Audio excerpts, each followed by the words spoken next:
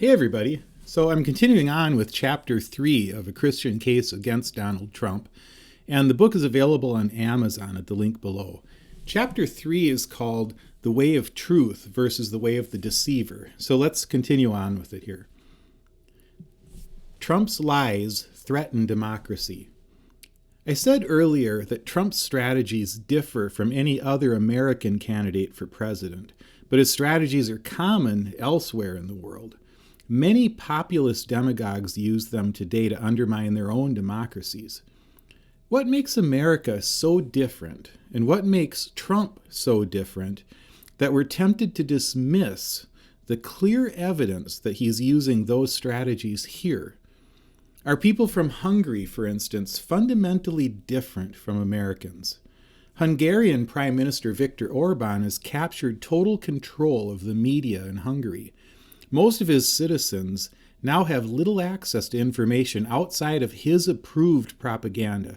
He used convoluted, patently authoritarian, but mostly quote-unquote legal means to do so, according to current Hungarian law, as his cronies have rewritten it.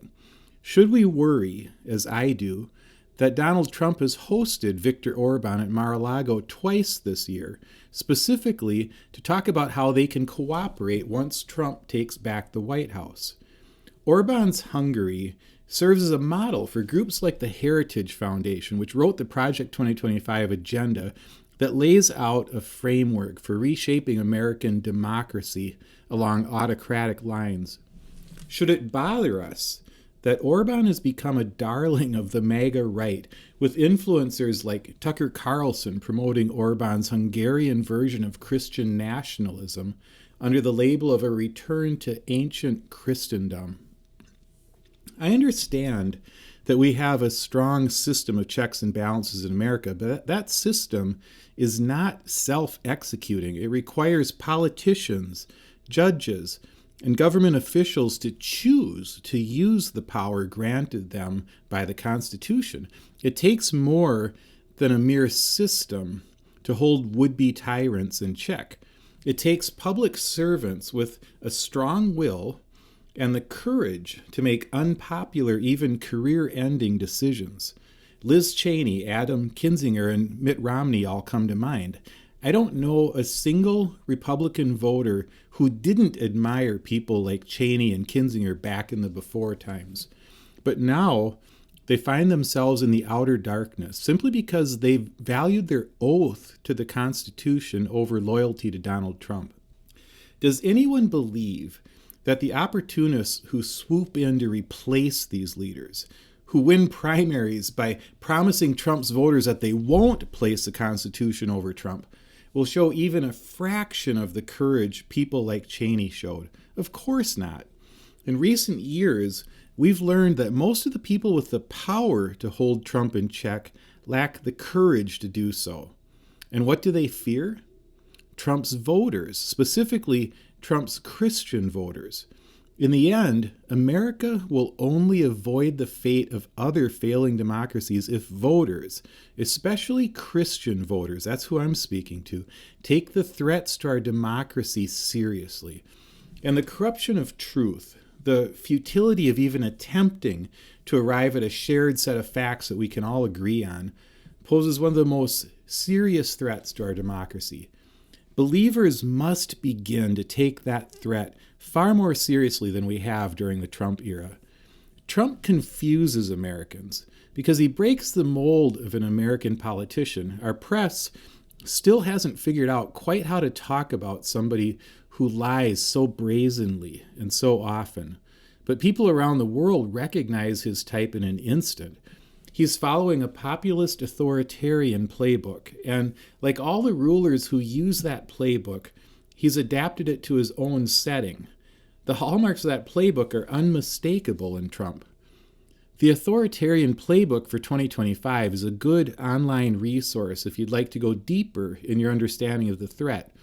Trump's approach to truth looks familiar to anyone who's studied the way corrupt politicians use propaganda to take democracies over from within. In today's information environment, American citizens have access to unlimited news sources. I used to think Social media and the thousands of online news sites would render propaganda obsolete. I believed that Americans would always hear the truth. It turns out I was naive, as usual. People like Vladimir Putin have perfected an approach to propaganda that works in this new media environment. Putin routinely lies to his people, and he's groomed them to accept increasingly preposterous untruths. His strategy is not to fool them. His strategy is to make them culpable. He makes them co-conspirators in his lies through their servile acceptance of absurdity. The more egregious the lie, the more he's conditioned his people to accept unreality as the norm for their communications environment. Trump follows the same strategy, which involves two very important tactics: undermining the media and overwhelming the information space with falsehoods. First, Trump teaches his followers to distrust any source of truth outside of himself. He attacks the media relentlessly, even supposedly Trump-friendly outlets like Fox News, if they dare to show a little independence. He co-opted the term fake news years ago from the people and agencies who were trying to protect Americans from foreign influence in our elections. Before he redefined the term, fake news meant the disinformation Russia and other foreign actors pump into our social media environment to disrupt our democracy. Trump seized on that term and applied it to any news he doesn't want his followers to believe. And by stealing the language and perverting it to suit his own purposes, he made it all the harder for citizens to talk about the actual fake news the Russians and other adversaries continue to pump into our system. To be clear, I don't think most of Trump's followers believe his lies. They're not unintelligent people. Dozens of them are my personal friends. I've been their pastor. They're in my family. So I'll make a bold statement here that may lose me a few more friends, but I believe it with every fiber of my being. Every one of the Trump supporters in my own personal circle know that he's a fraud. They know he's a liar, and they would never want their children to emulate him, every one of them. And this is why I hold them morally responsible for the role they intentionally play in their own self-deception. They're not truly deceived at all.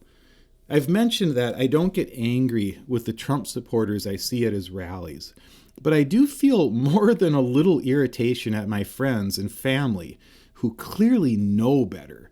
For them, Trump's lies serve as a fig leaf for their conscience, a flimsy covering to throw over their willful participation in the elaborate but extremely childish charade Trump and his followers enact on a daily basis. I won't claim to know all their reasons for playing along, but when I talk with them, their attitudes sound familiar to me. I know what I believed and how I felt before I left the echo chamber. I know the legitimate concerns they have. I share some of them, but nothing excuses their willful complicity in the soul-destroying system of lies and abuse that Trump has created. I'm sure a small fraction of true believers do legitimately fall for Trump's rhetoric about the fake news media, but they're not listening to this book, at least not this far in. I'm writing for serious people who claim to have the Holy Spirit. For these people, the myth of the fake news media serves a useful but entirely dishonest purpose in helping them deflect the truth when they hear it. Oh, you read that in the New York Times? Whatever, dude. I get that sort of thing a lot from people who do know better. Sadly, though, a lie is a lie is a lie. We only compound our guilt when we embrace additional lies about the media to avoid grappling with the truth. Obviously, the media gets things wrong sometimes, but it's not at all difficult for a serious adult to find legitimate news sources, to weigh them against each other, and to arrive at something approximating the truth. But the truth is matter to Trump's antimatter. Truth annihilates the alternate MAGA universe whenever the two are allowed to interact. So Trump's first and most basic political survival tactic has been to undermine the news media, to groom his followers to consider the media the enemy of the people. And the second is to tell such an avalanche of lies and distortions that fact-checkers can't keep up, and his listeners become exhausted. His supporters in right-wing media help him to pull this off. Steve Bannon, one of Trump's most powerful propagandists, summed up both tactics in this one statement. The real opposition is the media, and the way to deal with them is to flood the zone with crap. Like all MAGA tactics, this one starts with a fig leaf, a covering, a reason that justifies breaking the rules. Bannon's deceptive logic goes like this. Because the media is irredeemably corrupt, our own lies are not only forgivable but required. We have to lie so hard and so often that people stop believing anything they hear. Now, this is straight up Putin-style propaganda, and it runs all through right-wing media. Trump, with the help of his enablers, seeks to so overwhelm his followers with falsehoods that they come to accept unreality as a baked-in dynamic of his leadership. He needs them to give up trying to parse truth from falsehood.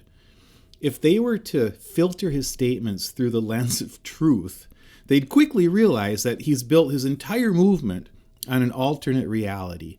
So as a political strategy, Trump must destroy the very idea of objective truth.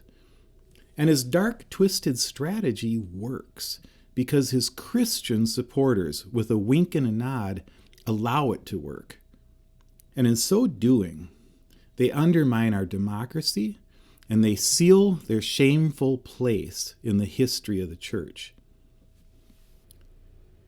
All right, so that's the end of that section from chapter 3. And if you found this video helpful, please share it with somebody. And if you purchased the book, please leave a review on Amazon. And as always, thanks for listening.